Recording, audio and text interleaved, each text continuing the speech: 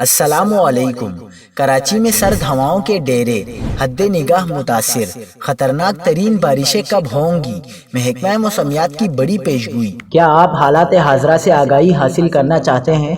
خبر کے پیچھے چھپے اصل حقائق جاننا چاہتے ہیں تو ابھی سبسکرائب کیجئے دل پاکستان کو اور ساتھ ہی گھنٹی کے نشان پر کلک کر دیں۔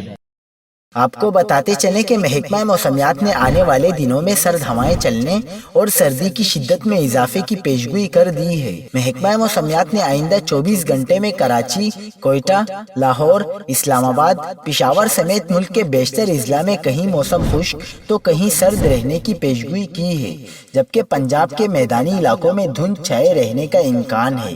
شہر قائد میں سرد ہوائیں چل رہی ہیں اور حد نگاہ صرف 4 کلومیٹر کے لگ بھگ ہے۔ شمال مشرقی سندھ بلوچستان کی جانب سے چلنے والی معمول سے تیز ہواؤں کی وجہ سے حد نگاہ بھی متاثر ہو رہی ہے۔ آج صبح شہر میں کم سے کم پارہ 16.6 ڈگری ریکارڈ ہوا۔ اگلے 3 روز کے دوران صبح اور رات کے وقت موسم سرد رہنے کی توقع ہے۔